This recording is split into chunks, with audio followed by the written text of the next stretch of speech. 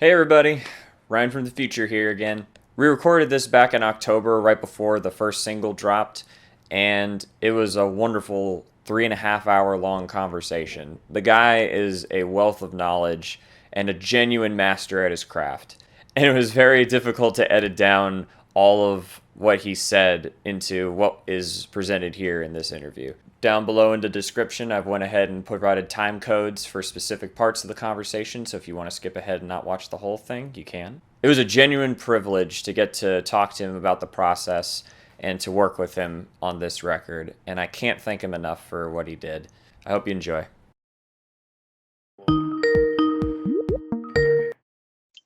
All right. Hello. Hey guys, Hey. can you see? Hey, can you see and hear me? Yeah, dude. Yeah. Oh, finally, yeah. Sorry, I think I had some weird settings because I had my Focusrite unit hooked up for this podcast a little while ago, and everything was all jacked up, so I had to restart. So, Yeah, you're good. This is Ryan. He's the other guitar player that you haven't met. awesome. Yeah, he couldn't make it for the drum tracking, but he's our guy that's kind of in charge of all the video.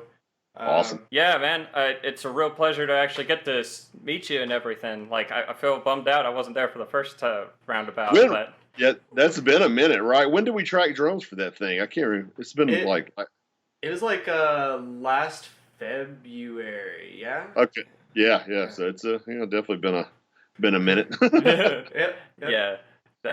No. It wasn't even last February. It was the February before that, I think. Because 2018 or Yeah, probably like a little after that point. yeah, 2018 Yeah. February because that's what I. we took forever doing guitars and bass. Yeah, want to get it right. You know, It was worth it. Yeah, that's what I'm saying. It's always worth it to do it right. That's one of the benefits of tracking at home. You can take as much time as you want, mess around with ideas, and get good takes and all that. So yeah. A lot of room for experimentation. for real, man. the turn. What?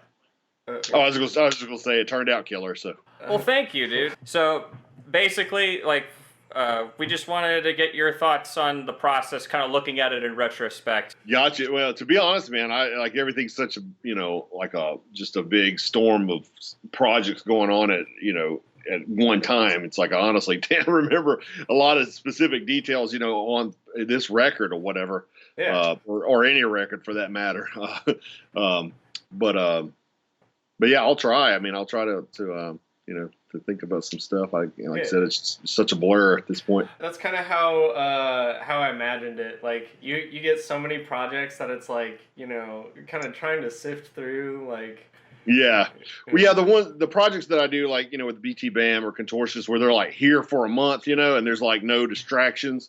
Yeah. Then like my brain kind of puts those projects together to where I can somewhat remember some things. Mm-hmm. But then when I split up stuff and I've got a bunch of projects staggered, which is most of my projects at this point, it's hard to keep up with who did what and when and what we used and all that kind of stuff. So it's just one of the, I guess, a slight drawback from doing it that way. But there's a lot of positives from breaking it up too. In terms of like we just mentioned, experimentation and just being able to take your time. Obviously a lot of bands, it helps financially too to not have to like come up with crazy amounts of money, all in one setting. Like with BT Bam and Contortionists, they have labels that kind of spot them some cash or whatever so they can make it happen, and most of us don't have that. So yeah, for sure. That's definitely our case. Is like exactly.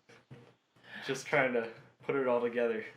Yeah, make it happen financially, and taking off work and things like that. BT Bam, Contortionists, those bands, they don't have to work, so it's like taking a month to just sit down and do a record's like not even it's like that's what they do. So everybody else has school and work and whatnot and families, and so. Yeah. So we'll try and keep everything like fairly general as far as like mixing questions. Like really, we kind of want to like use this as a plug, to like kind of like plug your mixing and your mastering and everything. Like obviously, like from the context of like the album and like what you've done for the band, but like gotcha. Yeah. Because the work you did on this thing is just phenomenal, man. Like it blows me away. Like the level of detail and everything that's on this record, and we really want to make sure that like people know where to find you and stuff. Like keep your kid fed. Yeah, exactly. Well, yeah, I was going to say I can use all the help I can get. It's like everybody's recording themselves these days, which is really cool. And from I'm from the band perspective, and that's awesome. But yeah, I can definitely see some potential point of obsolescence in what I'm doing. As soon as they make an auto mix plug-in, I'm done. So. Oh yeah, I don't know if you've seen like the what is it, like the Isotope has started doing like a mix package. Where I'm sure it's on the horizon. I know. It's yeah. like there's a lot of things. They're getting it's making. All the technology right now is certainly making things easier and easier. You have your Kempers and your Axe effects and things, and you don't have to work for guitar tones anymore. You used to have to like spend hours, moving the mic around and, trying different settings and things like that. That's all done. So, everything's definitely easier, and there's still a good bit of, I guess, experience and ear development that goes into this. It's really, I think, still critical. You have your, I guess Lander and these other like online mastering services that claim to master, but they're not really.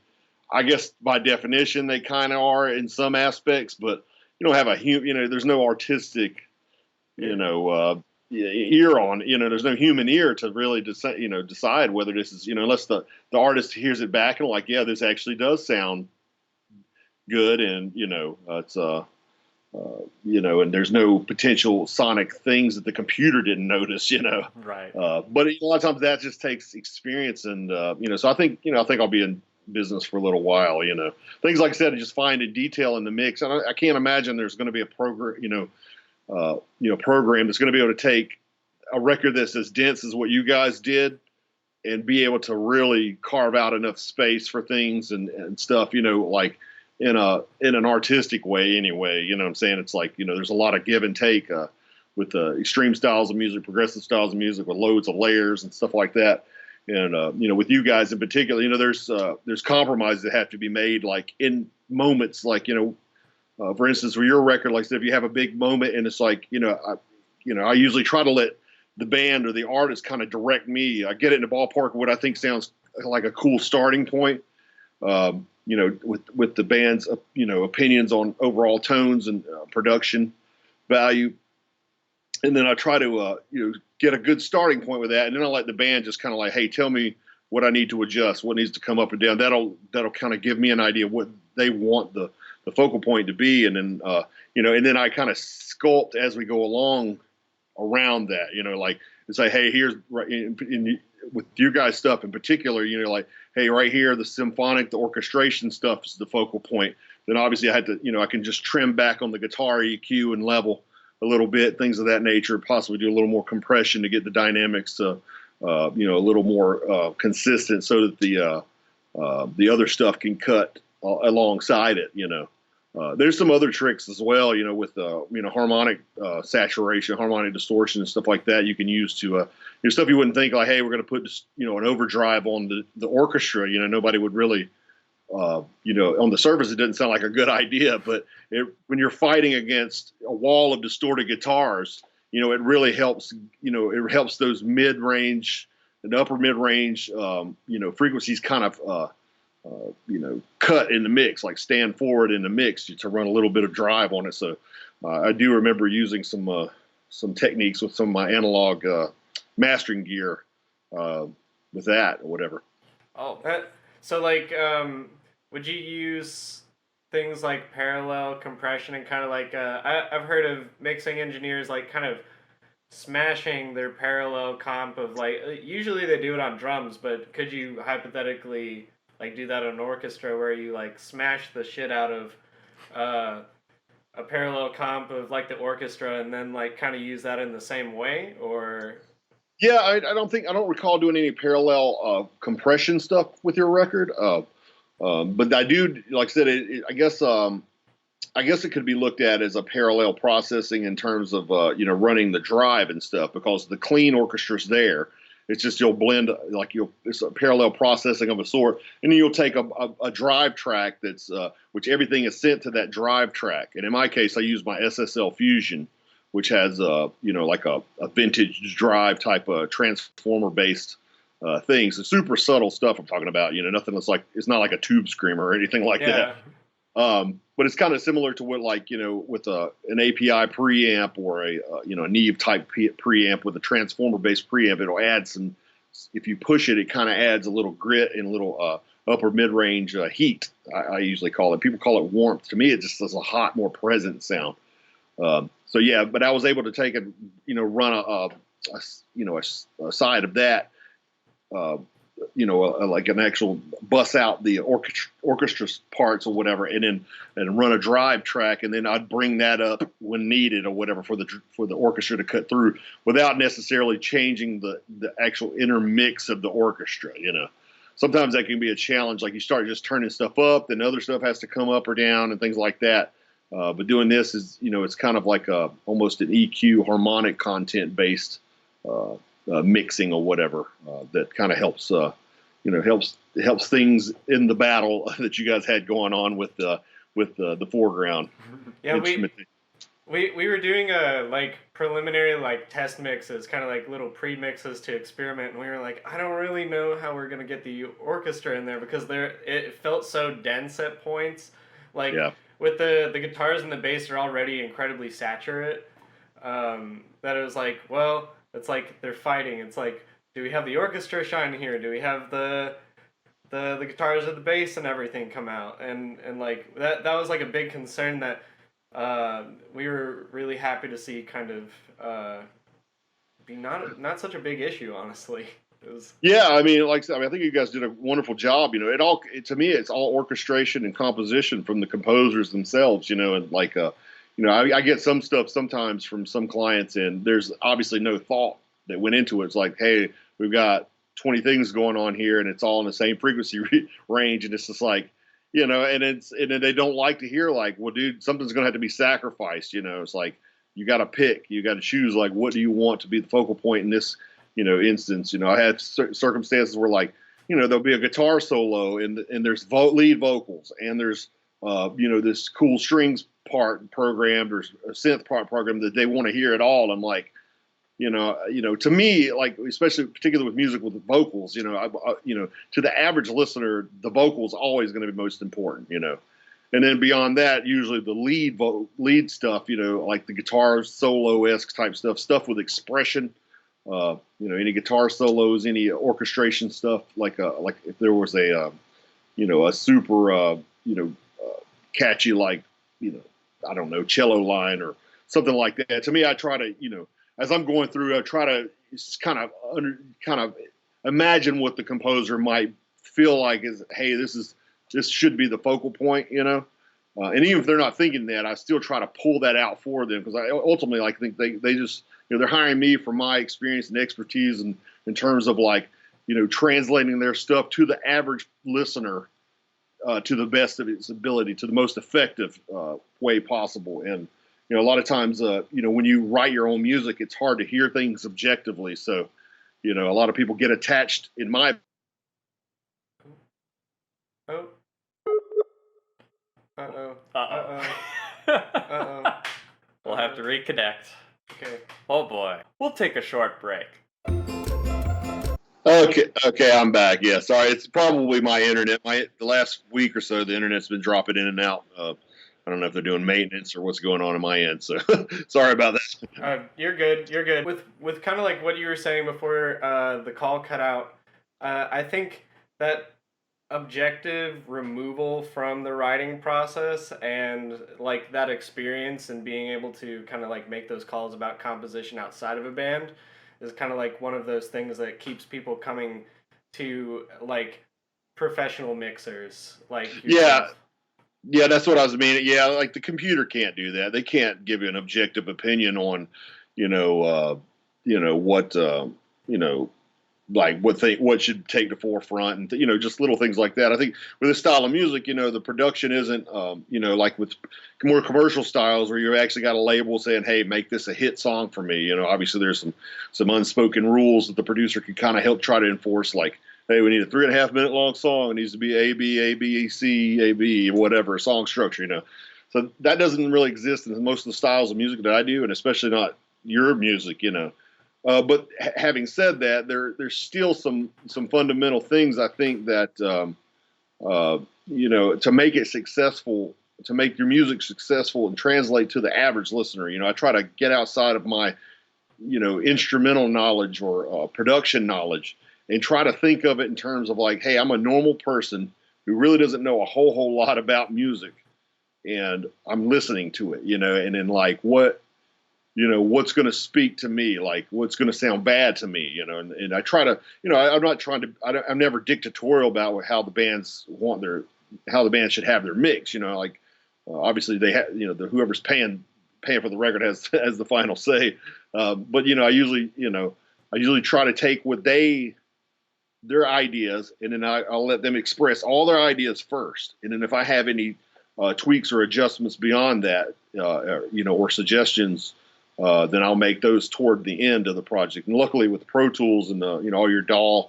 productions and stuff, you can kind of be really flexible with that and do make a lot of last minute type adjustments as needed. You know, even in upwards of changing parts or editing and things of that nature. I don't recall with you guys having to do much of that at all. You know, I think, like I said, personally, and I'm not trying to, just because you guys are doing this, you know, interview with me, I'm not trying to like be like, hey, you guys did a great job, you know, lie. No, but I mean, you know, the composition, I think I don't recall like suggesting any changes in composition or anything with your notes or anything like that. Yeah, we were honestly kind of like anticipating / fearing like, so we tried to prepare as much ahead of time, like mentally, and like try to make sure that the mix or like all the elements were as ready as we could make them like by ourselves. Yeah. Yeah, and that's appreciated by me. You know, so many bands, you know, they don't really think about, you know, in context of, you know, the orchestration, like how, you know, how are things going to, how are parts going to stack up? How are they going to work against each other? You know, is it best for the song? Things. It seems like you guys kind of went through, you know, the checklist and, you know, kind of look for the key things that I would look for. Anyway, I mean, obviously it's metal, so you want it to be brutal. You know, you want it to be heavy, but at the same time, you can't. You know, I do, you know, I've done a few projects similar to what you guys are doing with heavy orchestration and stuff like that. And, you know, the difficulty usually that I've found is like, you know, the band wants to be as full and heavy on the guitars, bass, and drums as they would be with any other regular metal band with no orchestration.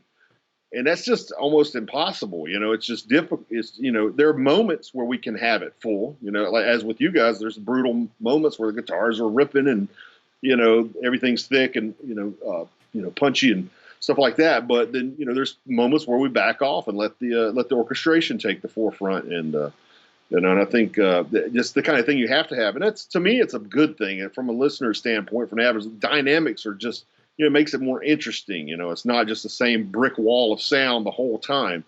And a lot of, you know, especially the past productions with the, you know, from the 2000s onward, you know, with all the, you know, over-compressed, over-processed stuff that's out there, you know, a lot of, you know, all the drums are processed or programmed, so there's minimal dynamics there. You know, distorted guitars don't really have dynamics anyway. And then, you know, they're just playing all just, you know, just ripping, you know, metal riffs nonstop. And it's like, you know, I love it. You know, I love heavy stuff, but, you know, it does get taxing, you know, especially on a longer record. You know, it's you know, there's only so much of it the average person can take, you know, especially we got screaming. Some people like to have the screaming vocals way loud in the mix. And, you know, I usually try to put them just slightly on top where you can hear what's being said, but it's not like the average listener is going to be like, man, I wish the vocals were lower, you know, like I think there's been a few records I can think of off the top of my hand where there's like, there's scream vocals and they're totally distracting. I think most people who listen to metal also tend to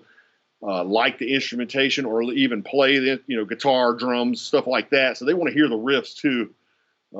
So things like vocals, you know, like I've been in not arguments, but debates with people. I'm like, dude, I feel like the vocals are just too loud, you know, and I know, you know, with a commercial artist, if you're doing country, I'd be like, dude, vocals need to be cranking. That's the only thing the person's wanting to hear. They don't care about the riff.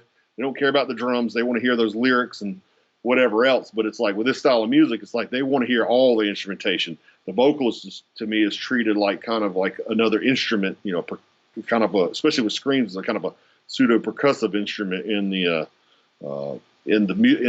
mix of things, just carrying the lyrical content and the emotive type element. When we listened to the mixes, we heard like that kind of like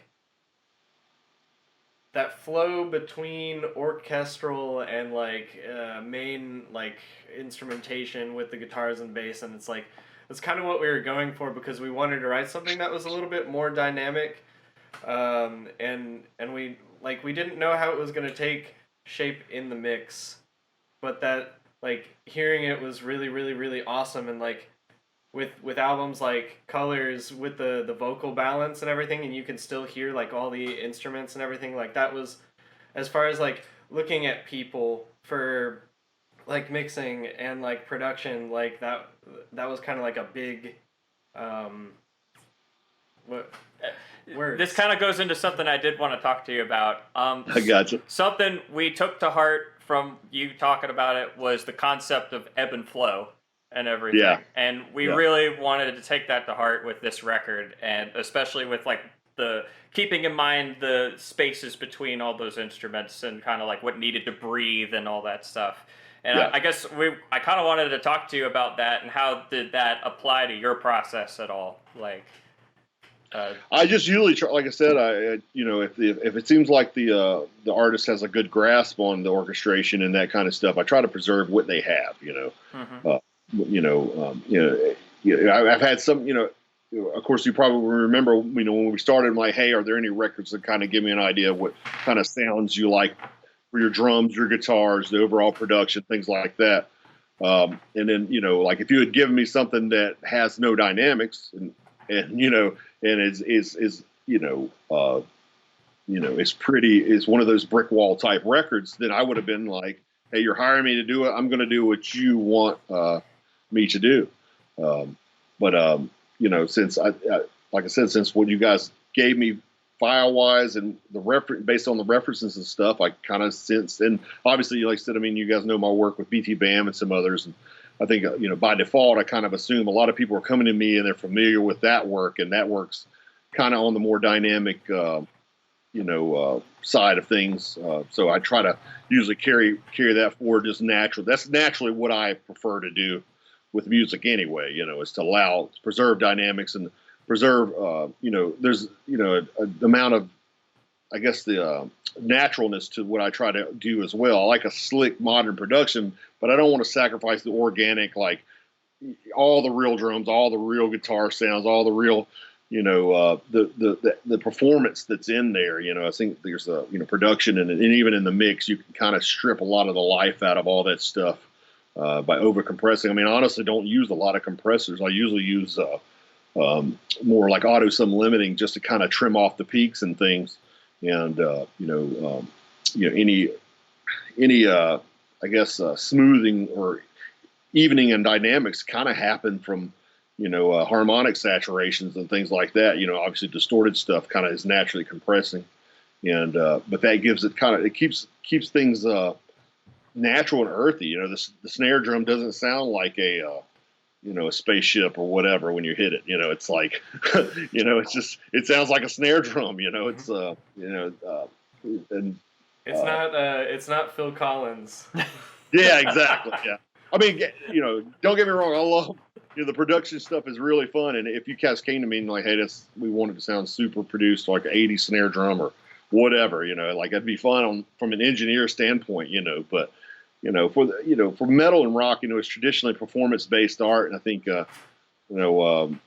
people listening to this style of music, they want to hear drummers play. They want to hear guitar players play. They don't want to hear a computer do it. It's like, even though the computers can sound super hi-fi and, I guess sometimes more pleasant even to listen to, from the, consistency and, there's, easier to control frequencies and things like that with the program stuff. But it's, I think, preserving the humanity there, it's kind of what can make a connection emotionally. And, I think that's, even if people don't know it, I think that's what they're looking for a lot of times when they're listening for music, That's why I listen to classic music. There's, they have all the dynamics, and you guys are kind of blending all that with the modern metal stuff, much like a lot of the European black metal, like commercialized orchestral black metal. You guys doing like an American version of that, and I think that's like I said, there's obviously a lot of fans for that type of stuff.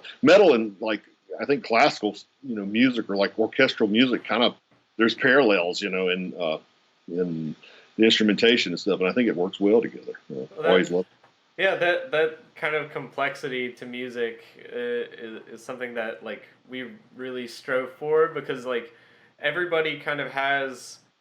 I wouldn't necessarily say that everybody has like a classical background, but like we all enjoy like classical music and like the kinds of emotions that you can evoke with it, and Yeah. like everybody has a very deep admiration for that kind of music, and I think like everybody really likes those kind of like orchestral like Melodeath and like black metal bands from over in Europe. Yeah. And we're like, well, when are we gonna get to do that? Did you guys go to school for the orchestration and stuff, or did you just kind of? It's weird. Two of us went to school for recording and engineering, and which would be me and Ryan. Yeah. And then Cameron and our drummer Ben, he like they really haven't like gone to school for anything musically, but Cameron and I worked on like the orchestration like a whole lot, and it's mainly like a lot of it just kind of came out of sitting down and experimenting and like having a love for like composition and like getting more into like theory. Like I was taught a lot of theory, but Cameron like he knows like some theory, but he doesn't like delve too far into it, and he's kind of been working his way into it over time. He knows enough to get by, like I do, pretty much. Like, well, that's kind of like the BTBM guys. They have their members, Dan and Paul, who are really theory heavy. They know the theory, like I guess melodic theory really well and deep, and then Dusty and Tommy know it less. They know it. They know the basics or whatever. But they're trying to keep it that way, because what's interesting about that is your dudes who don't have theory or don't know the stuff in depth, like they seem to. It seems like they can pull out the hooks quicker than the people who do know the theory. And that's kind of we've noticed the same thing. Is like it's kind of like the theory gets added on top of a lot of like the intuitive writing in a lot of ways, where it's like, okay, we can make it better with like this modification or like with all of these other things. But well, you need both. I think it's a good thing to, so you might want to tell your guys, whoa, hey, don't learn it, if there's, because I mean, you guys already have that, so it's I think there's those tools are there, and you can kind of, so it's nice to take somebody like who can. I think like so the average listener doesn't know theory, doesn't know the inner workings of music and things like that. So those people are closer to those people. So when they come up with something, it's going to be probably just by default, it possibly will be like closer to something that an average listener will hear and pull out and or pick out when they're listening to something. So I think and then you have somebody with theory who can refine it, who can make it more, I guess, interesting or more artistic or whatever, and take that idea and apply it in a way that's not mundane or overused or things like that. So there's elements of that, and it's it's like and it's myself as a producer, like sometimes somebody will come in and if we're tracking or something like that, I'll have a suggestion on a harmony or modification to the melody that might make it a little more original, because like this happens quite often with guitar riffs too. Like I've had situations where bands come in and like, dude, that's, I've recorded over 500 records. I've heard almost every riff forward and backward. And, there's been instances where I had to point, I'm like, dude, that riff's pretty much been done before. So let's at least change this portion of it to make it a little more original and different, or at least consider changing something about it. And, I think in the long term, but having people who have the knowledge and are in depth with, theory can definitely help, and then vice versa. It's just like, I think it's good to have ears on, or, contributions from both sides, But then again, you have all your classical composers. I'm pretty sure nobody helped Bach write anything. Yeah. And he knew theory better than anybody I probably know. and everything. I mean, most of the stuff he's written some stuff that's never going to die in all of humanity. So it's kind of hard to compare to like composers in classical, Baroque, and Renaissance period, because it's like they're just like so on another level of. I can't comprehend how it's even possible. But like I said, obviously, like, I mean, even for professionals, you know what I'm saying? I mean, it's just on cellos, violins, trombone, things like that. There's no frets, you know what I'm saying? It's like good luck hitting the right note, and everybody's got to do it at the exact same time the entire time. It's like, to me, it's just unbelievable. There's quality players who can do this, but you're going to pay for them. That's all there is to it. Mm-hmm. And you can't just like take that and throw it into Melodyne. Like, even with the one that like will deconstruct like stereo information and will break all the polyphonic stuff apart. Like, we tried it; it doesn't work. No. Yeah, exactly. Like, they'll figure it all out one day probably. But yeah, I mean, it was just I think it tightened up some elements or whatever in the stuff. But yeah, like some things it just couldn't happen or whatever. But like I said, but luckily, like I said, for you guys, I mean, your focal point is still overall guitar, drums, bass. I think most metalheads, that's, if you like had your guitars, drums, and bass like real low in the mix, and then the focal point was the orchestra all the time, then you probably need to get an orchestra. But luckily with you guys, it's still, it's part of the sound, but it's not the absolute focal point of the sound all the time. So I think the program stuff, it works out in that regard. And you guys were obviously conscious with dynamics and orchestration and instrument selection. We were super meticulous, dude. We tried. Ridiculous. The leveling was probably like I know that it wasn't the most level like coming out, but like some of the elements, just getting them in the plugins to be like at a proper, like, you can hear this part. Yeah, it's a trick. It just takes time. A lot of people are like, how are we going to do this? I'm worried about it, blah, blah, blah. It's like, dude, just allow the time. Obviously you guys gave it the time that it takes to do this level of orchestration and mixing and stuff like that, and I tell people, let's just, that's why I tweak. I don't charge. I'm like, dude, let's just tweak it until it's right, because ultimately it's going to be in everybody's best interest that the vision is at least close to being realized. I mean, understand there's some time and money and restraints and things like that, but if you just keep tweaking it, eventually it's going to you're going to get super close or you're going to get there completely, and it's I don't think, I mean, I've talked to people who or I've heard of people talking about what I consider to be absolute masterworks, and they're like, I would have changed this and that. So I think there's always like, you feel like it could be better. And I think that's a good thing. It's like, dude, that gives you inspiration and the fuel to do better the next time, And then the next time, just allow room to continue to grow and things of that nature. That goes from the mix, from the production to the orchestration, to the writing, to all that stuff. And go ahead. Okay, so I guess that could go into this. Like, do you feel like there was any problems like you came across with our record that we could maybe expand upon on the next one per se? Either like sonically or like things compositionally, just like anything that you notice where it's like we could improve on that for either production or like just absolutely anything that you heard. I don't recall anything. I mean, like I said, it's been a minute at this point, and I've had a lot of stuff. So there may have been something that I can't recall at the moment. But I mean, everything went smoothly. I think we tweaked, like normally. What I'm saying? It's usually going to take some going back and forth. I know, like I said, are you guys working with a label right now with anything like a record label? No, not at the moment.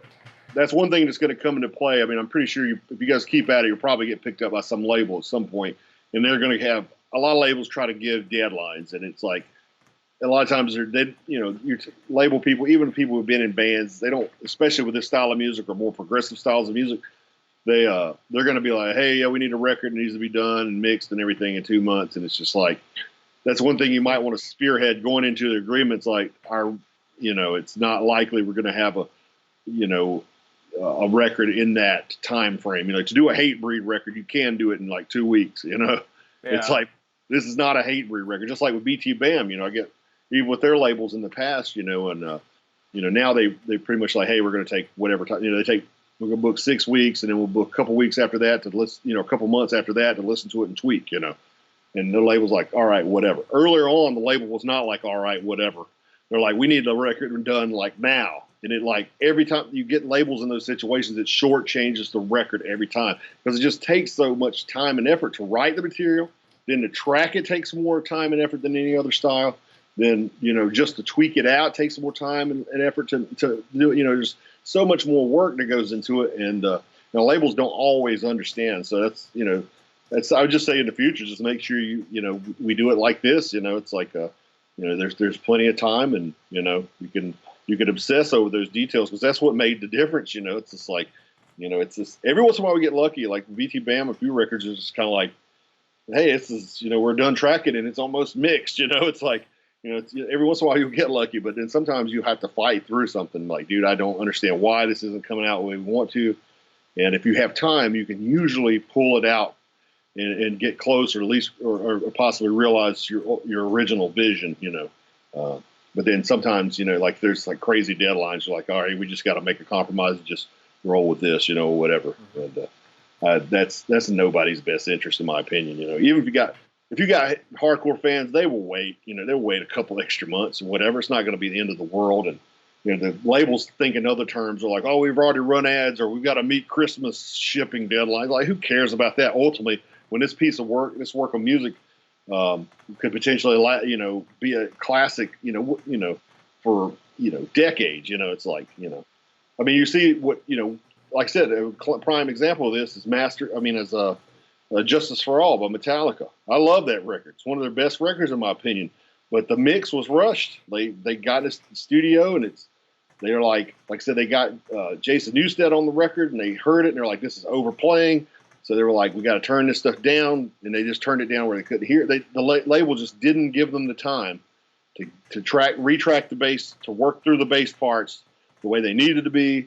And then so now for history, we've got this record. It's kind of like it's not that the production's bad, but the mix was never right. The bass is not on it. It's like to go back and redo it now is like weird. It's like right. Yeah, I remember the producer that worked on the mix. He was talking about how he'd love to go back and redo it, but like whether you should or not, like with the historical context of like how it sounds like is it's like renovating a historical site at this point. Yeah, it's very difficult. Yeah, I mean, like he personally hated the drum sound. As a kid, I loved that drum sound. That drum sound record changed everything in metal. That's where your clicky kick drum came from. You're just really in your face, just like scooped, metal guitar sound. Like obviously bands like Pantera and stuff like that kind of refined that sound, and it's carried forward to the refined metal sound it is now. But that really changed for all of metal production. So it was really, even though the producer didn't like that drum sound, it was like actually Lars was right. It wasn't as refined as it needed to be, but it was going in the right direction in terms of what works for metal. Just really sharp, metallic, super punchy sounds. And, if they would have had a little more time to refine it a little more, so get the bass on there proper, that mix would have been way better, but it's like I said, that's a prime example how, like, if you just to save a couple, probably a month, they could have taken another month and do the drums at most. And that record would have been so much better for history. It's like, they took more time with Master Puppets and stuff. It was just they were on Elektra. Elektra's like, here's the deadline. We got to do this. And like, for what? Now it's got this classic record and it's jacked up, and may never be unjacked up, Right. And it would be weird even if it was, it's like ever fixed with proper bass and whatever, but it's, it's like, it's a regretful situation. That's why I tell bands, I'm just like, dude, just, this is your life's work. I mean, what if you decide to quit playing music? This is what so many, it goes into, people halving records, not putting any money into the record and just trying to, we'll just program drums, or, we'll just mix it ourselves, or it's like, dude, you're saving a couple $100 or, whatever. But it's like, at the end of the day, it's like, it's not going to be something you're proud of. Later in life, you're going to be like, man, I wish I just tracked drums on that thing. It would have been so much better. Like, I listen to it now, it's like, that's not even me on it. It's my ideas, but, it's, it's like, granted, it saves $500,000, whatever. But it's like later you will all. It's like, and just like I said, I mean, just the integrity of it. The musicians will appreciate it more so if they know it's that's got some reality to it. Obviously. Oh, go ahead. Oh, I mean, you have albums like Meshuggah's Catch 33 where they had like the first iterations of like the Easy Drummer drum kit from Hell and what would eventually be like Superior Drummer, and like they don't play a lot of songs from that because some of them are literally impossible, where it's like they wrote things that you can't play. Like, yeah. I mean, there's the reality in that record was a little different in that they were helping to develop the Drums from Hell thing, and they wanted to showcase their product. I think most of the stuff, I think, the drummer could probably play, but but like I said, I mean, maybe a lot of the songs didn't make as much of a connection because it was programmed, and plus it was kind of in that weird nu metal thing where they were thinking they might need to be a little bit nu metal for Ozfest or whatever. So I think that might be part of the issue with that record too. But yeah, Meshuggah's a great example of how their last record they literally recorded like Beatles style. Oh yeah, everybody played in one room. That's the highest integrity recording that there is, and they still crushed it. It's like I'm sure it took some work and some but to me it's like I listen to that and I get knowing that fact that is like I listen to it with amazement. I listen to these other bands that are doing crazier stuff, but I know it's fake and I'm not amazed at all. It doesn't do anything for me. Even for the orchestration and the writing is good, the performance is not there, and that bothers me as I think as an old schooler, and as a musician, myself, it's like, I want to hear people playing some stuff. I mean, idealizing it with production and, things of that nature. That's, to me, it's understandable. The recording, a studio record is a different product than a live show. I understand that. But it's like, a lot of the production is just going too far where it's like, dude, the drummer's not on there. That's crazy. It's like there's no hit from the drummer, or the guitars are recorded like, within the ruins or whatever, where it's so edited that there's nobody could possibly play it that clean. It's like, sounds cool, but it's like, it's kind of almost like electronica at that point, Yeah. It's like, if you want to do electronica, like just quit using real guitars, just run Guitar Pro through a distortion amp or whatever. I think that people would have less problems with bands like that if they were just like, okay, we're going to do something and it's going to be more like electronic. Like, don't necessarily like claim to have the cred. Absolutely, yeah. I think that'd be acceptable in my mind if in the album cover or whatever, they're forthright, be like, drums are programmed, guitars programmed, whatever. It's like, and it's like, to me, it's like if they programmed it all and then they toured it and actually can pull it off live, that to me is awesome. It's like, dude, they, you see like, you listen to like Tesseract, they're super processed on the record. It's like there's a lot of, computer in that, but it sounds very cool. But see, they're trying to do that live. You see them live, they're super tight. It's like they're super close to what they have on the record, and it's impressive. It's like, man, they're really pulling this off. It's like, even, and you're seeing them do it, and it's like, to me, that's the wow factor. That's the point of the performance. That's always been kind of an attribute to metal and rock and stuff. From the guitar virtuosos of the past through the day. People want to go see these people shred. It just takes it just takes work. You just got to practice and go up there and you raw talent, of course, but practice and go up there and be able to do live. That's what people are paying for, really. And that to me is ultimately the product. That's what's going to keep metal alive is the performance element of it. It's like if you get away from. That's two. Okay. I know that like mixing and mastering engineers, they have like favorite plugins, microphones. Now, like with microphones, I know that like it depends on the application, but it's like, what are your favorite microphones and plugins that you get to use? Like things that you feel like are the most versatile, or you open them up and you're like, it's either like super reliable or you just have like a really fun time using it. Well, you talk about, obviously microphones wouldn't be used in mixing or mastering. Yeah. But are you just talking about just for mixing and mastering, or? Well, I mean, like for recording, mixing, or mastering, just kind of like favorite go-tos. Mics. Yeah. Yeah, I definitely have favorites, and a lot of them are pretty standard. It's like, I could go down the list. Like kick drum, I love the Beta 91 and the kick drum. It's kind of a standard for metal. a condenser boundary mic that really just has like an 8K boost, and it really just gets the punch, the attack of the kick drum nice and crisp and low, and the low end solid with it too. And like I said, it's pretty standard in this style. Same thing, Shure SM57 on the snare. I've tried all kinds of combinations. I just keep coming back to that. It just seems to work for me, as it does obviously a lot of engineers. I use the Sennheiser 904s on the toms, which are actually, from what I understand from a guy who actually worked at Sennheiser, is the same as the 421. The Sennheiser 421 is the standard for toms, and it had time, and they had the clip-on version, not the 604s, but the 904s. They just took the same diaphragm out and just threw it into a smaller clip, and I didn't believe him, and I bought one and A-B'd it with my 421, and I sold all my 421s. 421s are still like my absolute favorite microphone of all time. Yeah, they're great. They're great on guitars and bass. Yeah. Yeah, we tried out the 604s back in college, and it was like, oh, the 604 is kind of. Yeah, I'm not into the 604s. They have a little more like a flabby mid-range type sound. I can work with them. I can EQ. There's a lot of these mics. Really, it's just about EQ. Like I can honestly mic everything with a 57 and probably still get a usable result out of everything. You just have to do drastic EQ, and probably some transient modulation of some sort, to get the condenser attack, or whatever. But there's some that get you there closer, faster, and the 421 or the 904 it's definitely one of those.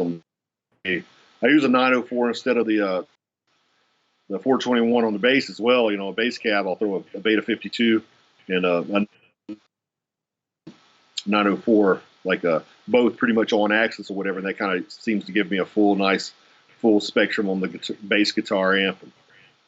On the guitar amps, I usually use 50 combination of 57 and a Royer R121. It's another standard combination. It just seems to give me the full. It's kind of that the Royer kind of gives you that. Hey, you're standing in the room with the amp, and then the 57 kind of gives you.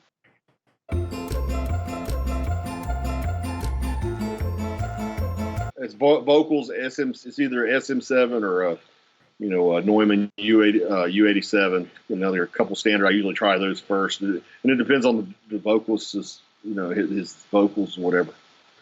But that'd be mic wise. I like API preamps on the drum shells for metal guitars. Ventec set of Neve clones that I like on bass, and drum room overheads. On vocals, I've got a Focusrite ISA, and it sounds really great on vocals. I like the compressors. I use it more as a limiter, but it's really smooth and natural. Mastering, like I said, I've got a host of killer new gear or whatever. I got the standard Manley massive passive EQ, which does a tube EQ Pultec thing. I've got the Manley New Mu, which is similar to the Very Mu, except for it's got a solid state back end, so it's a little punchier or whatever, harder. It doesn't round out the audio as much as like the vintage stuff, and it's great for most of the metal or electronica stuff that I do. And keep it nice and solid, but get a cool compression kind of vibe on it. I've got the new SSL Fusion, which kind of gives me some of the characteristics of an SSL console. That definitely is nice. I got the Empirical Labs Fatso that I use on the mastering, which is emulates tube compression. I use this specific to emulate the SSL bus compressor. It has their own version of analog version of that, and it sounds really good. And it also has a kind of a tape, like a high end tape emulation or whatever, where it kind of compresses the high end and kind of gives you that aesthetic or whatever, like a little round off some of your sharp, annoying transients and kind of make them a little more pleasant, like the old school analog stuff. So a bunch of my stuff in the mastering world outboard gear just kind of combats the slight negatives that exist in the with the digital audio, can get kind of harsh and not as musical. And this stuff kind of use the premium analog stuff on the front end and on the back end to kind of get that classic, what we're accustomed to hearing type analog sound. But in a computer, it's pretty simple stuff there. I'm still using old school Pro Tools 8, HD8. And I just use the basic Digidesign EQ most of the time. I'm using Waves SSL, channel, their emulations, whatever they sound. I've been able to use an actual SSL, and I kind of understand that presence and punch that it has, and it's very similar what the plugin does to the audio, and it has I use pretty much the Waves SSL stuff on the drums and master bus and that kind of thing. I may use the real thing on the master bus when I do actually mastering, but I do some faux mastering when I'm just all in the computer with the emulation. But yeah, I mean, other than that, I mean, just all the normal process. Like I said, I don't use a lot of compressors. Not in my computer, or basically just one overall compressor on the outboard, the SSL compressor, and then the Manley New in the mastering element. But everything else that I do in computers, usually I use L2, either a combination of L2 or Digidesign, or Avid now is Maxim. And they have, there's a few others like multi-band auto-sum limiters and things like that. And I feel like do a better job they actually do a better job of dynamics control without changing the sound. You can put an L2 on something and even out, say, the snare drum track. You can even out all the hard hits, and it doesn't change the sound of that snare drum. But you put like an 1176, there's more of an effect to the classic type compressors. They'll do a similar job in terms of leveling stuff out, but it changes the sound. So yeah, I only use the vintage, like I usually use the traditional style compressors. I only use that when I have a client's like, hey, I want my drums to sound like John Bonham from Led Zeppelin. Of course, okay, we're going to need to crush this with the L2, or 1176 rather. And, because that's part of the sound is that compressor effect, that you're hearing on the drums. And, but, my natural instinct as a drummer is to just try to keep the drums sounding like drums, not the whole, like you listen to Stephen Slate samples, they sound great, but there's always 1176 mixed in there, and it gives it that splatty, like, sound. Like snare drums don't sound like to me. They're just like, it gives it a different type of aesthetic, and it's just a personal preference thing, but most people use some sort of vintage style compressor on the snare or whatever, and that's kind of one thing that's different from my recordings than others. It's like, you hear Blake from BT Bam snare, it's going to sound similar to what it's going to sound like live, because they're not using 1176s live usually, Yeah, Almost nobody does that. So it's like drums sound like drums live, but then on the record they have this real splatty vintage compressor sound for some reason. I don't know, it's become the standard, but I just don't subscribe to it. Like when we were in school, they have like a studio A and B class that you get to go into that are like their big studios.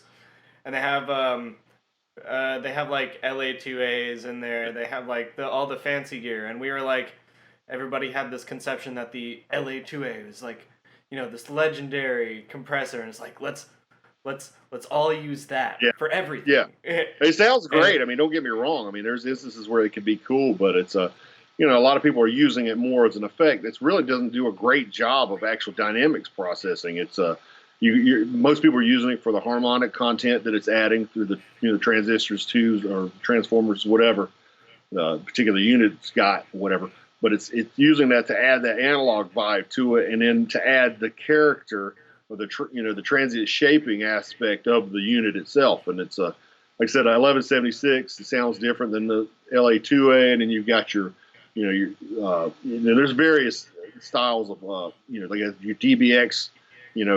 Type of compressor has a kind of a sound, and if that's the sound you want, that's cool. I personally like using the plugins like the Waves L2. It doesn't have a sound. The sound is the sound of the audio you put in it, but it actually does the dynamics. Since it's digital and it reads ahead, it actually does a way better job than the vintage gear. And even the vintage plug-in emulations function like the real vintage gear in that it doesn't read ahead. It has to be triggered, so it lets the initial transient through So then, so you still got like transients jumping out all over the place, which like in turn would have to limit again. A lot of times when you're, that's where the whole, master bus limiting came from, is because they had to catch those.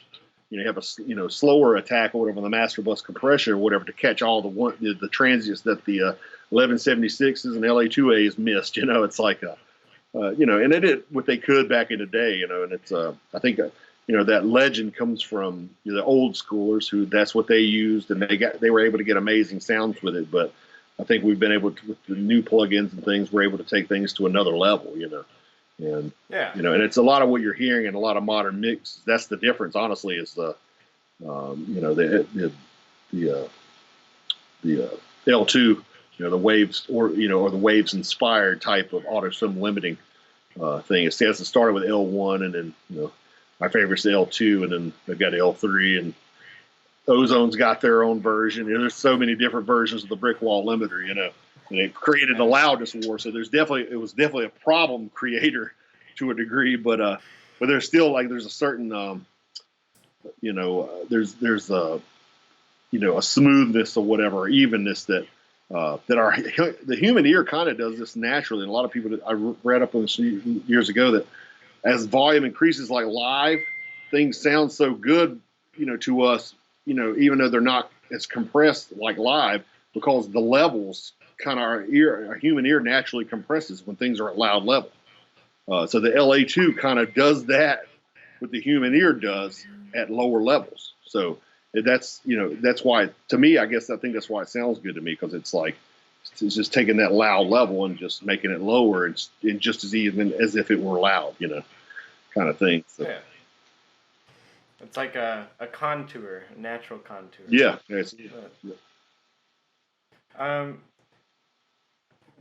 As far as guitar miking techniques go, I'm curious what you think about. I don't know if you've heard of the Fredman technique. Yeah, I've seen crazy. I mean, I've tried all the different ones, but yeah, I've just gone back to just just miking. I usually mic with 57 just off axis, and then the Royer's like off axis of of another speaker. Usually, some people mic the same speaker, and I think having two speakers with a little bit different breakup kind of make it a little more dense tone. So it depends. Like sometimes if I want super tight, then I won't use the Royer at all, or I'll mic the same speaker, so I can keep the breakup and stuff in the smear to a minimum. But yeah, there's so many different techniques, and for different styles of music or whatever. But that's the one I usually use, just the standard, right off the cone. How often do you find yourself when people send you guitar tracks? I know that you ask for DI tracks, and I know that DI tracks can be really good with making sure that things are on time and everything's lined up. Yeah. But I'm curious how often you feel like you have to reamp, or you have to go back in and use something like a Kemper or an Axe Effects, or even shoot right out to a live signal chain. It's rare, honestly. I try to use whatever the client sends me. Usually it's usable. If it's just basically it's usually just some EQ. Unless they've got there might be a part here or there. It's like, dude, that's just too much gain for that part, or not enough, or whatever. Usually they'll point out, hey, let's change this tone, and then I'll do it at that point. But usually, like I said, whoever tracks it, like when I'm tracking here myself, when I'm tracking clients, we're making those decisions as they're tracking them, like, hey, that part maybe we could use a different pickup, or that part maybe has too much gain, or needs more gain, or whatever, or different amp even. And I assume that a lot of people who are in the know, they're making those similar decisions when they track themselves. So I just try to use what they have and try to see their vision first. And it's usually all it takes is just a little bit of EQ. I mean, I think we used all your original tones. I don't remember using anything different. Yeah. And I even remember when we were doing drum demos, or the drum tracking, we brought in our demo tracks for guitar and bass, and I remember you threw some quick EQ and a little bit of compression on there, and it's oh my god. Yeah. This sounds so much better. Well, I used to. I mean, of course, I struggle with guitar tone and whatever, and I didn't realize, it's I thought it was all in the amp and all this stuff, and really amps. I mean, it really does not. Most of your tone is obviously, of course, a lot of it's in your hands, how you play it, and then your pickup. I would say is the pickup you use is more important than the friggin' amp is. Because We've noticed that too. yeah, it's just like because the amp really is just you get various degrees of saturation, but that can be augmented with an overdrive or not, things of that nature. And then you've got basically the voicing, which is all that is EQ. So so basically, like I said, I mean, I've gone through and determined some some generic kind of EQ curves to start off with, like. That I'll look at, like somebody gives me a guitar tone and it's like way out of the realm of what's, what normally sounds good in my mixes or what normally sounds good to most people in mixes and stuff. Like I can pull up my Paz EQ curve. A lot of people are using FabFilter now and just have a stored EQ curve. And then I'll try to, make some broad stroke moves to get it in the ballpark of that. So you preserve their kind of overall vibe or whatever, but you get it in something which is going to sound good to mix. Like if somebody sends something that's got way too much low end or like not enough low end or way too much high end, you can kind of pull it into the, okay, I know this is going to be in the ballpark of what's going to work, and then tweak it from there. But yeah, most of it's just EQ. I mean, I've had situations where I've recorded a band and they would do like 3 songs the first time and use one amp, and then they come in the next time and they've got a different amp. They want to use that, but then they want their sounds to be consistent. So I use DUI's Magic Spectrum. It's an old school plugin. I think they still make it, but it's like the best EQ matching plugin I've used, especially for guitars and such. But it analyzes like 512 points of EQ, and you can just analyze, like say, hey, here's the tone that I like. Just analyze that, and then analyze the tone that you want to match this guitar tone, and then just hit process, and it just matches the EQ up overall. And you can do this multiple times until it's pretty much what the Kemper does, like that refine button on the Kemper, like you just keep running it and it'll get more and more refined on EQ points. And yeah, I mean, outside of slight nuances with the saturation or the gain structure, like I said, if the guy used a similar or same pickup, I mean, in the mix, you would never be able to know it was a different amp. It's like, hey, this is a Marshall and this one was a Mesa. Or this was a 5150, completely different company. And it's like, you hear it in the mix, it's like, this sounds like the same exact amp. It's like, it's crazy. Yeah. I mean, kind of going back on like what we were talking about with the R tones and stuff, we approached it because from the get-go, we were like, okay, we don't want to have to reamp this. Like, we want it to be as natural as humanly possible, so it's like that. And when you gave it, like, the seal of approval for it, we were like, okay, we did it. All right. Yeah. It was a huge worry because, like, so, like, in our house that we tracked in, like, this house is, like, really, really old, and they didn't do a very good job of grounding. Gotcha. And when they updated it, and we... like at the very tail end of rhythm tracking, we had like electrical interference just come out of nowhere, and it's like it was. And we had to like track all of the leads with the Kemper, and we had no idea like what caused that, but it was just kind of like out of nowhere. Get one of these little, they're EbTech hum eliminators, or the Hum X by EbTech. And if you have any issue, if you're like in a venue or a house that has ground issues, just completely isolates it, and you will not have problems.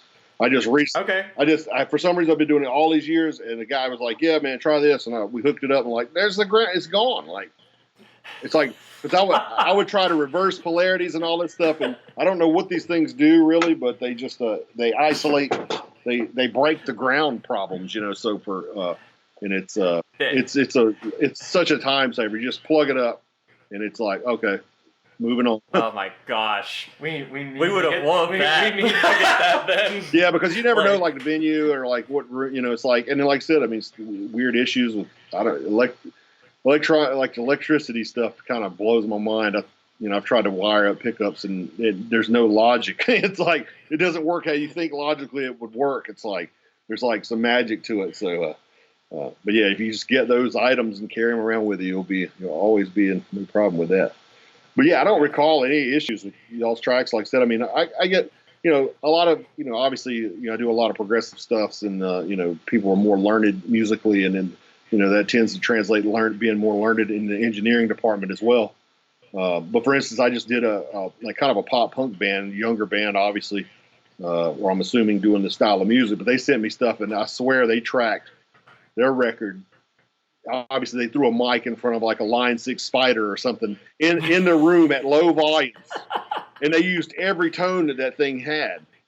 So the tones were changing like there was 5, 6 tones in one song. Like when the whole record should have just been like Blink-182 is like one tone the whole album, so it doesn't change aside from like a clean tone. But you got one distortion, one clean, that's it, or maybe a crunch tone, that's it, and that's what they should have had. But instead of that, they had like 40 tones. Oh, we have to use the extreme setting, man. It's extreme. That's what I'm saying. I mean, they just think that, hey, that tone sounds good for that riff. That tone sounds good. For progressive band, that kind of makes sense. BT band uses a lot of tones. But if you're doing Green Day or whatever, it's like what they were doing. It's like, and the stuff was good. It was actually solid stuff. But they just didn't know what they were doing in terms of that. But you could hear their picking in the mic. You can hear them strumming the strings and stuff. And I was worried about it. But then I did the EQ match thing, and I leveled everything up, and you can barely tell. Like I can only tell because I'm listening for it, that the tone was actually different. So I mean, it's just, to me, it's like it's just EQ almost. It's like so much of your sound is just EQ, and it's not as much of the specific amp and whatever. But that, having said that, like I said, you definitely can tell a difference. Like if you use a single coil, a Tele versus a Les Paul, or if you use something like an EMG, those all definitely sound different. You can tell that whether it's EQ matched or not. And so I think that's why I've deducted that the pickups, and then the way you play it probably have more to do with the actual sound than the actual amp does. For sure. I mean, we've noticed like how many pickups has Cameron changed out in the oh my god, like for this, like to the prep for this record, we went through so many pickups, dude. Like Seymour Duncan, DMGs, you name it, we did it like at least once. MECs, that never stock ends. Ibanez. I've been doing this for 20 years, and I've been doing the same thing, dude. It's like you think, oh, this is the ultimate pickup, and I'm still, a lot of people like to hate on EMGs, but every time I hear a tone, like, that tone's great, and like, what do they use? EMG 81. I'm like, man, it's like, it's like, dude, I've tried the bare knuckles and all this other stuff, and it's like that dude used the 81 still, like, and it sounds awesome, but it's maddening. But yeah, I know one of my favorites currently is the Fluence. Those Fluence pickups. Yeah. They have it. Oh, yeah. They kind of have it like an 81 setting, but they also have it's a really convincing like single coil tone when you need it, and then they have like a passive pickup, which is kind of similar to a Duncan sound, and that's a really cool pickup, I think. And but yeah, like I said, if they made it to where you could just like pop in pickups like hot swappable like pickup thing, I would have like 100 pickups, because I mean, it's that important. I mean, it really matters to the tone. It's like it's subtle nuance, but it's how the distortion breaks up, or how tight it is, or how round it is. Like I like DiMarzios for like liquidy lead stuff, but I hate them for rhythm. And I like Seymour Duncan for the rhythm, but I don't really like them for the lead. It's kind of like that. It's just. That's so funny you say that, because like I originally was going to use a DiMarzio as one of mine, and I loved it because it was the Dave Davidson signature, like the one he put out, and I was like, this is amazing for like thrash. But once we started doing the more like heavy rhythms that are on this record, I was like, this is awful. Yeah. and it's like, Ryan, you have to get the Nazgul. Yeah, I got Seymour Duncan, Nazgul, and Sentience for mine. Yeah, I think that's what the Contortionist guys are using now, and they were amazing. Yeah, it's like I said, I would definitely have. I wish, like I said, they have a few guitars where they're kind of easy to swap out. Like the EMGs have those quick. If you want to swap EMGs, and I know the Fluence are like that too, where they got the computer pot. But I was literally theorizing, like I've got some RG. What are they? 3250s. They're kind of like the 550 Prestige version of the 550s, and they have the Strat style plate. I was thinking about getting some pick guards just loaded with a bunch of different pickups, and then just get it, because you could get the computer adapters cheap, and just make it sort of hot swappable. Like if somebody's like, hey, I want a classic metal sound, then okay, let's load this thing with a Duncan JB at 59, or hey, I want a genty sound. Like, hey, let's load it with this, or whatever. It's like, but like I said, if they made it to where it was even easier for people to do, I think they would sell millions more pickups. I'm not joking. Oh yeah. I would have 100 easy. Especially for like if they had something where you could like do it's like a transformer where you could change your impedance from like active to passive. Yep. Like they kind of have those, but like I said, you have to have a luthier install all this mess. That's the problem. Like nobody wants to do that. It's like, and they could literally make this like cartridge, pop it in and out, and it would be like, just like you put in a battery. It's like, if you had to have a luthier wire in your battery, that would be a nightmare. It's like, that's literally what's going on with pickups, and they could have it to where it just pops in. It's just 2 or 3 connections. It's just a bizarre thing. They haven't done that. I think I just want people to buy a lot of guitars, which I can understand it. Yeah. Anticipation there, but it's just, for me, it's like once you get a guitar set up, hey, this guitar plays great. It's like if you want to change the tone, it's like, I don't want to have to like use a different guitar or what. To me, it just makes sense to be able to swap out pickup. We had all of the bass on the album was fretless, so it was like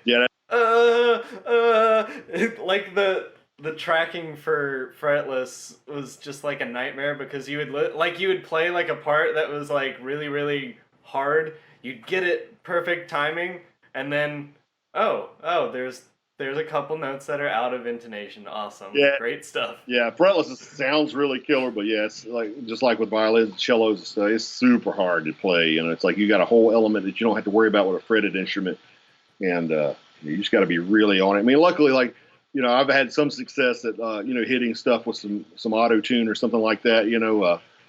Just hit certain notes, like if it's like resting a little sharp or flat. Like luckily with bass, it's usually single notes, so the tuning software can work with those things, unless they're playing chords and stuff. Of course, then obviously the chords you got no help there. But yeah, that's setting yourself up for a challenge or whatever with the. Yeah. So usually my approach there is like, hey, let's do everything fretted, unless it's obvious that this could benefit from that fretless tone, And but yeah, I've had some good bass players like they insist all fretless, And it's like. Yeah. We had moderate amounts of correction that we did. We went in and like, because we didn't want to send you anything that was going to be like really out of intonation. So we went in and we looked at it, and it's like we didn't have to do like a whole lot of it, but there were like a couple notes where it's like, okay, this is very obvious. Like usually it's like really high notes. Yeah. Like where you can hear like a very nasal quality when it's out of intonation, and it's like just a little bit.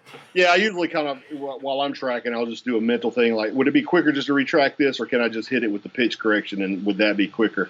And obviously if it's got a lot of slide stuff, the pitch correction can make it sound wonky, so I don't want to take away any performance element, but but like I said, whatever is just the quickest to get you to that end result. Live, a little intonation issues like that wouldn't even be noticeable. It's like you can't rewind it, and they're not going to notice it in the passing and stuff, but on a record, the intonation does have to be a little, especially in your situation where you got orchestral stuff going on.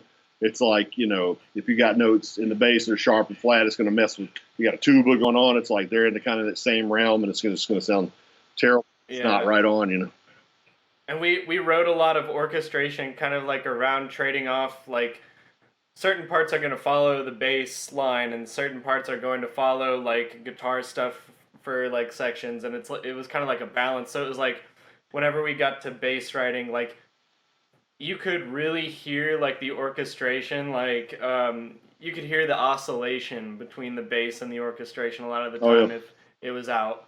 Yeah, low frequencies are really tough. Like I said, I mean they'll be it'll really mess your whole record up if the bass stuff isn't solid. A lot of people don't put as much stock into the bass instruments as they should. It's like honestly, you can get away with a little more stuff on the high end in guitars than you really can on bass, in my opinion. A lot of times, as far as just especially as far as you start adding synths or pre-programmed or programmed, orchestral stuff, because all that stuff is going to be as perfect as possible, intonation wise. So unless you're doing some crazy microtonal tuning stuff, but like nobody wants to sit down and do that. Yeah, no, Western people can't hear that and make sense of it. So Yeah.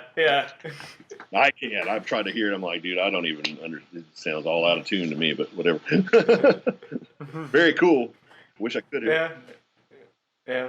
I'll leave that to like the jazz gods. Yeah, exactly. Yeah, there's a place for it for sure. But yeah, I don't. I imagine that's that's pretty much the solo instruments where that's going to even be possible, really, or it's just the notes are too close to be using multiple instruments, and that's just going to whole host of potential problems.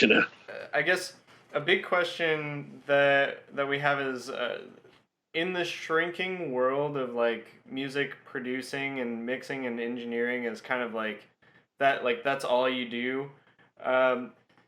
What would you say to like people that are trying to achieve that? Like how do you think they need to adapt to remain relevant into the future, like with what you see going on in the industry? It's really tough. Like I said, I'm trying to really see, try to see positively where I'm going to be when, in the near future, honestly, I mean, obviously I got to, my expenses are more than, say a younger guy who's living by himself, doesn't have a family and stuff like that. So, but I think, I honestly think, in the future, there's just going to be less money to be made because there's so many people that will be doing it and recording themselves. And, there'll be so many people in the game that to be competitive, you're just going to have to like really be doing top-notch stuff for really cheap. There's not a lot of money being generated in the with album sales these days, and I don't really see that changing anytime super soon, unfortunately. So I think it's just about good pricing. I would recommend not going in over your head in terms of facility. I see people making the mistake, in my opinion, of trying to build out large format style studios and having crazy amounts of gear. You don't need any of that stuff in reality, and you need to be able to keep your overhead low just relative to the fact there's less money to be made, and to be competitive, you got to be inexpensive.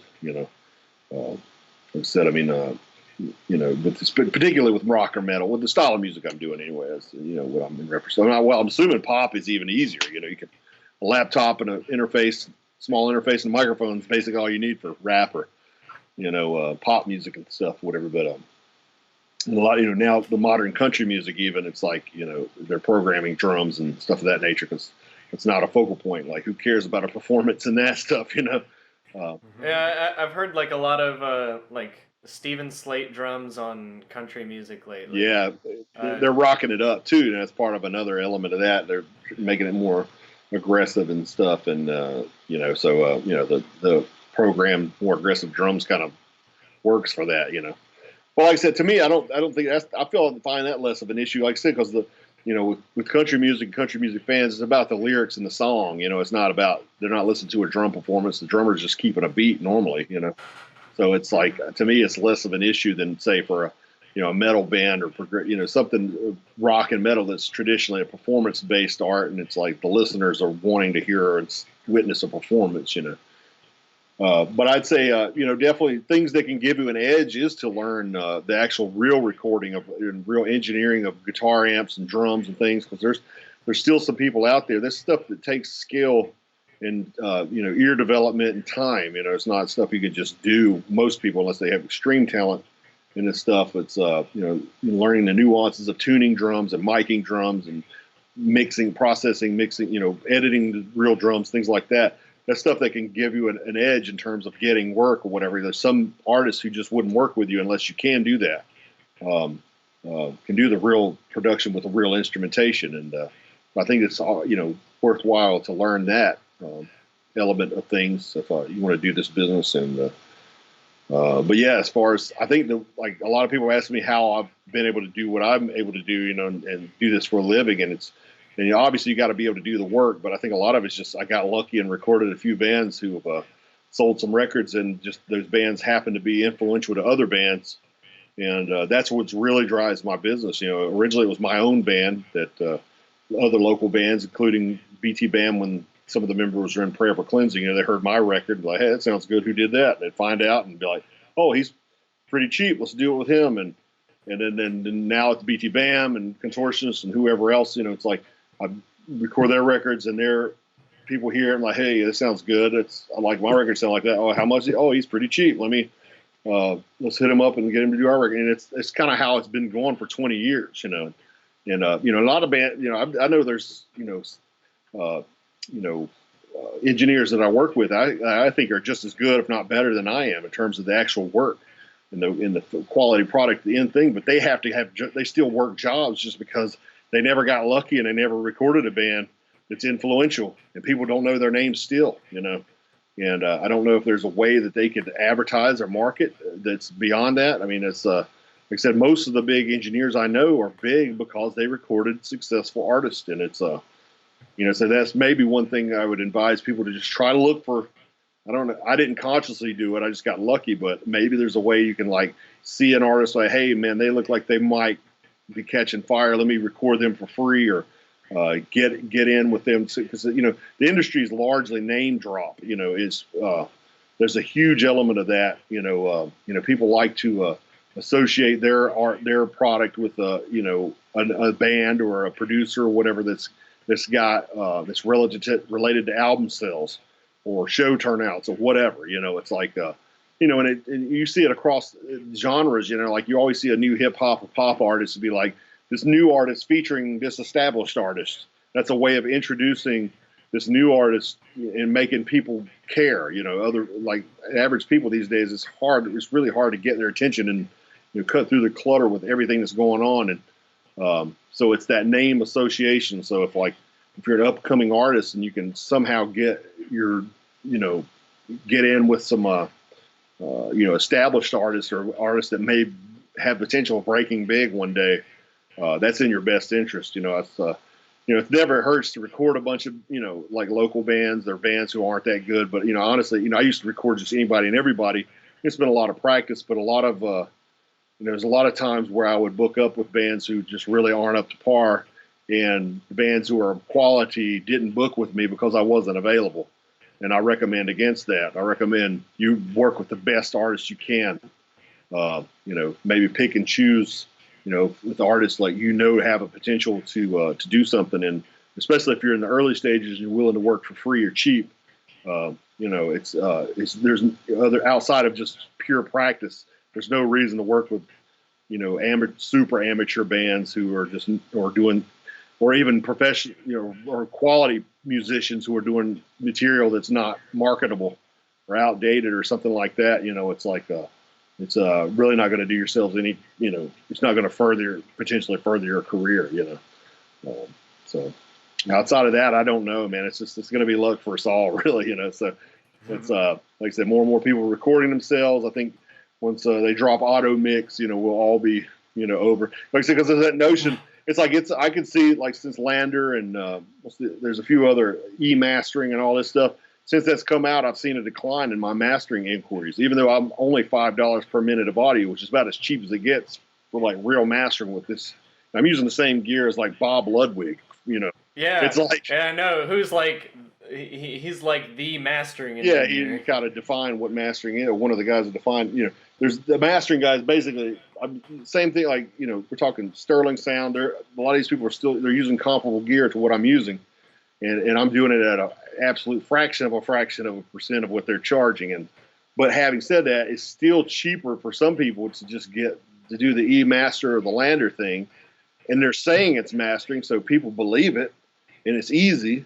And so they're doing this E-mastering thing, and it's even though the product's not up to par, they just think it is because it's not like way off, but it's still just not up to the standards. Like an average person would hear it and still think it sounds amateur.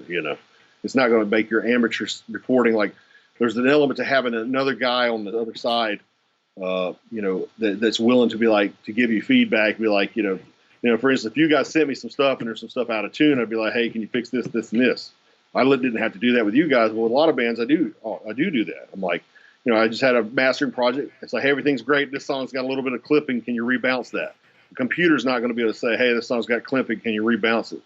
And then maybe they didn't even know it, but I can hear it or whatever. And it's like, and it's some stuff that some listeners would hear, it sounds amateurish to have things like that going on. And, I think, I mean, if you're like an audiophile and you invest in like nice headphones or like a nice sound system, I mean, you're gonna have discernibility beyond like what most consumer products have, and it's like they might still like be a consumer, but like they're still gonna hear Yeah, that. yeah. Like A lot of people, I don't think the average listener, they can't put their finger on what's different about it. They don't know why it's not good to them, but they can tell when it's not professional sounding. You know, there's a certain line. It's like, oh, this sounds real.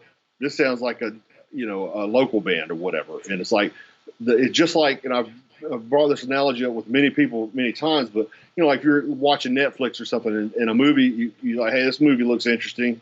You click on it and it's like, it's got this cheesy, like, looks like, you know, student, you know, made this, you know, movie company intro. And it's like, with me, I don't have much time to watch TV. So when I want to watch TV, I want to watch something good. And I think the majority of people are like that. When they see something that looks like low budget and cheesy, they just turn it off and check something else. And the music is largely like that. If they put it in and it just sounds like amateurish, then they're like, this is not good. Even though it could have been the best record they've ever heard in their lives, or it could have been the best movie they've ever seen in their lives.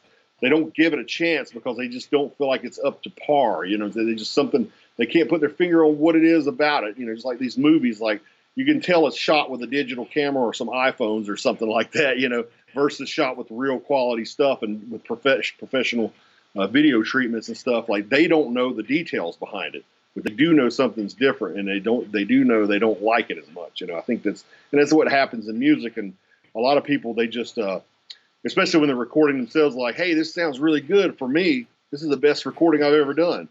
And they're proud of it. But the reality is still not good enough for the average person to really consider them as a professional or as a viable, like, listening, something that they want to listen to. You know what I'm saying? And it's like, and it's gotten worse, honestly. Like I said, back in the alternative days, I mean, things could be quite raw and people would give it a chance. You know, it's like you could put out a pretty rough demo and it's like people would actually like listen to it. But nowadays, like it's like, you know, if anything's out of tune or you know, off time or whatever, they kind of, there's people like, what is wrong with it? You know, but if you go back and listen to like old Beach Boys and stuff, their stuff is kind of pitchy and you know, stuff is kind of not exactly in the pocket timing wise and stuff. You know, and it's like people back then just it wasn't a big deal. You know, it just like still sounded fine. But now people are so accustomed to this super slick stuff that if it's not close, I mean, they're just kind of like, you know, I don't like it. You know, it's like, I don't know why, but it's just, you know, I think people have gotten more, I don't know. And plus all the, you know, your playback systems are higher definition, so you can hear all that stuff more clearly than ever.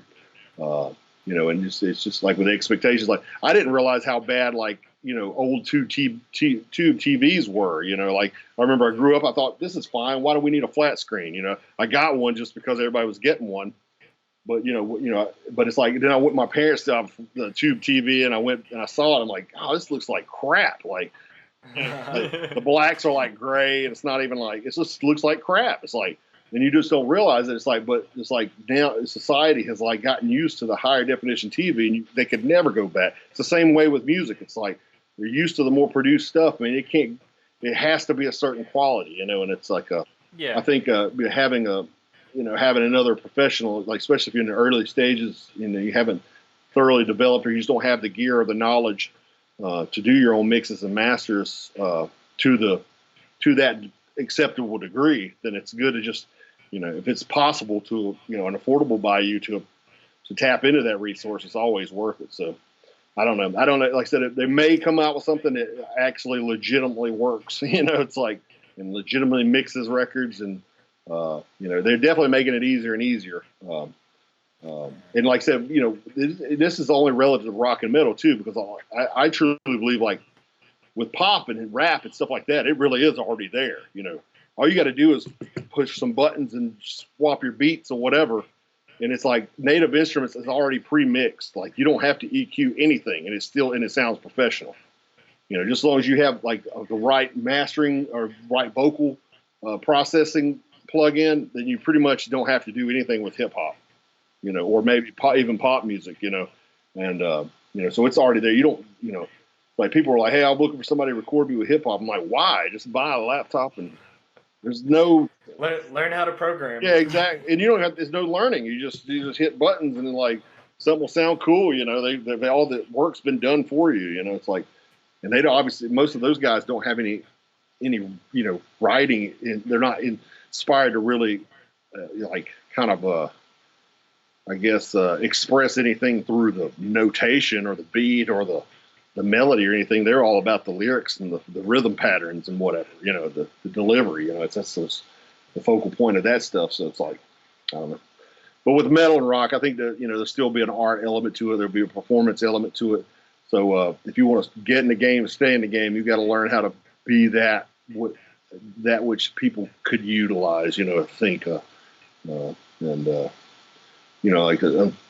seemingly kind of a lost art. But a lot of bands are going back. Like you got bands like Periphery that were doing fake drums, and Animals Leaders were doing fake drums for a minute, and it was acceptable for a minute. But now it's kind of understand it's not acceptable, and they're all going into the right direction, and they're like, okay, let's get back. And bands are starting to like edit less and track harder and rehearse more. And I see that trend. At least what I'm experiencing. It seems like the more bands I've done more bands who are like, dude, we don't want any production on this. We want to just sound the way we sound. I've had more bands to ask me that than I've had in 15 years. Back when I first started recording, there was no quantizing, there was no vocal tuning. It was just like they came in, they recorded, and whatever we got, this during the alternative era, so that was acceptable. Obviously that style of production is not acceptable now. But I've had people come in now that are like, look, we just want to track it until it's good, and it's a lot of work, but it's the higher integrity. And I've seen that. I think more and more bands may take that approach, and as an engineer, as a producer, you're going to have to be able to deal with that. You're going to have to learn how to do the proper, gating of the drums and all this other stuff. You can't just throw a sample on it. They won't accept that. They want the real thing. You got to learn how to EQ a snare, or or mic a guitar amp and things like that.